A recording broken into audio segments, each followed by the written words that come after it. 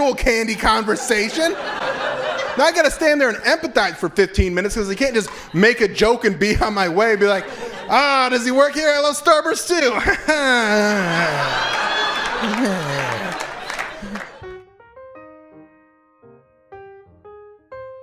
Hey, this is Watch This with Bill Squire. Thank you to Old School Hats for this free hat. It's a reference from a show called I Think You Should Leave. If you haven't watched that, stop watching this right now and go watch that. Today, I'm showing you one of my favorite chunks of material that I've ever written. It's the closing segment from my special Bam Bam, and it starts as a joke about desk candy, and it kind of evolves, and I love this bit because it contains so many different kinds of jokes. It's really layered, and I really love it, and it all comes together in a great closing joke that I think is one of the best things I've ever done. So I want more people to watch it. People watch the special a lot, but I want them to watch this specific bit more. I think it should be viral, but I can't control if things go viral. I can just keep creating stuff, and that's what I do. I just keep creating stuff and hope people enjoy it, because I enjoy making it. So enjoy this episode of Watch This with Bill Squire, Desk Candy. I know you guys are probably already back in the office, or maybe you're going back to the office soon, and here's something you need to remember when you go back to the office. The better the candy on someone's desk, the worse the conversation you're about to have. Thank you. Maybe you guys don't follow. Let me explain. It goes the other way too, because there's some people, terrible candy, great conversations. There's one guy I work with, very funny guy, nice guy. We talk about movies, music, sports. We have great conversations, but his candy's trash. It's not even candy. It's raisins. It's little dusty boxes of raisins. Because he's worked there for 10 years and no one's ever touched them. You ever hear someone call raisins nature's candy? Yeah, that's why we invented candy. Nature was not getting it done. Nobody wants to win a gold ticket to that factory. Like, oh my God, going to Dole. Like, hi, I'm Kevin. I'll be your tour guide today here at Dole. These are grapes. Now we wait.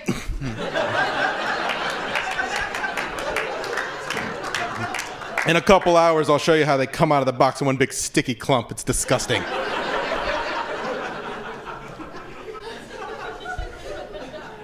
Then there's other people, good candy, tough conversations. This one lady I work with, her name's Charlene. And Charlene, she's a nice lady, and her candy is top notch. She's got Skittles in bags, which is important.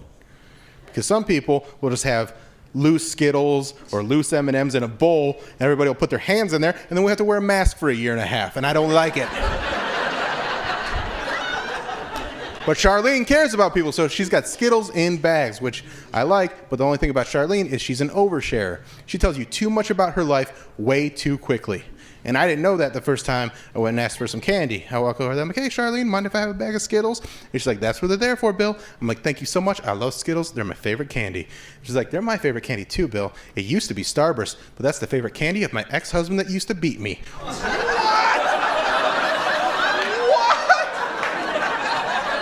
That's not casual candy conversation. Now I gotta stand there and empathize for 15 minutes because I can't just make a joke and be on my way and be like, does he work here? I love Starburst too.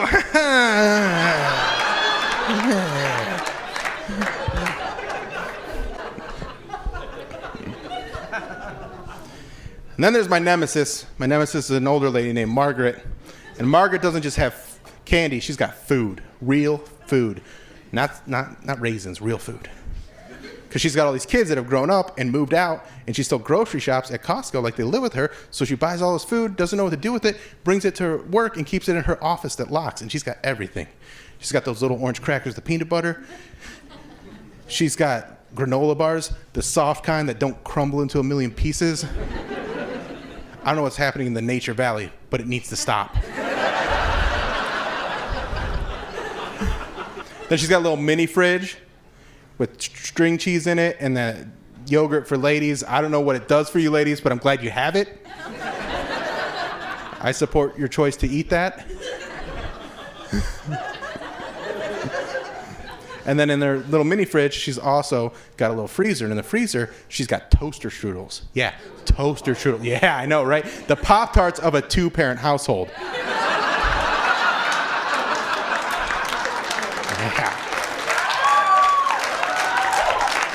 Some of you guys are having a realization right now, like, oh, we used to have toaster strudels. And then we were a Pop-Tart family. Oh. Do you say nasty? You don't like toaster strudels? No? Oh, you absolutely love toaster strudels. Like, no, I love both my parents, and they're great. I only have to go to one house tomorrow.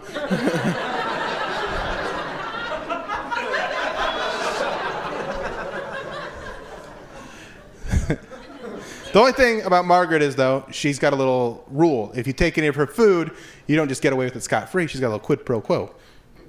You have to go with her to church. Yeah, I know. And not one of those fun churches that they have like in an old movie theater where they're like, come on down, you can wear your pajamas, we don't care, we just want to worship the Lord and listen to music that kind of sounds like the Foo Fighters. It's not the Foo Fighters, but it kind of sounds like the Foo Fighters. It's not that kind of church. It's not black people church, that's a fun church. It's old white people church. Those are two very different churches. If you ever watch a movie and it's about black people church, they're the good guys in the movie, right? They're trying to help a family, they're trying to help the community, maybe save the church. Medea's gonna be there, Whoopi Goldberg might show up. It's gonna be fun. Maybe a little bit corny, but fun overall. If the movie's about white people church, old white people church, who are they in the movie? They're the bad guys in the movie. They're the ones that are like, you won't be dancing in this town, Kevin Bacon.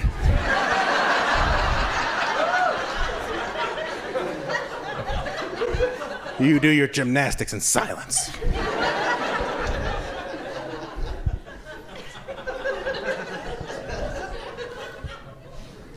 That's the kind of church that she wanted me to go to, because one day I went in there and got some of those orange crackers with the peanut butter, and she's like, you know the deal, Bill.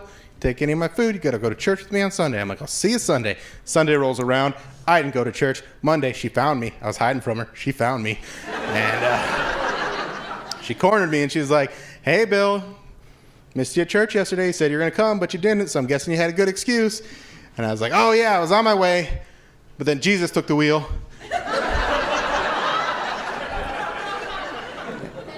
And he wanted to go to brunch.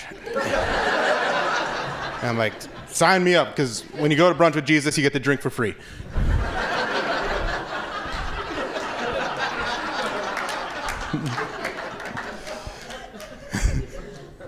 And she goes, oh, Bill, you're so funny to some people.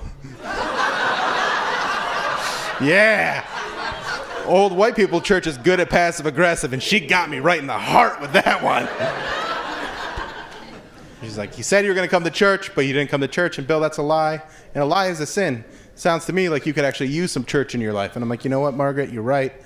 I could use some church in my life. I'll see you this Sunday. Sunday rolls around. I didn't go to church again. But what I did do is I became friends with a janitor that has a key to her office. So I just go and take food when she's not there, because the Lord works in mysterious ways.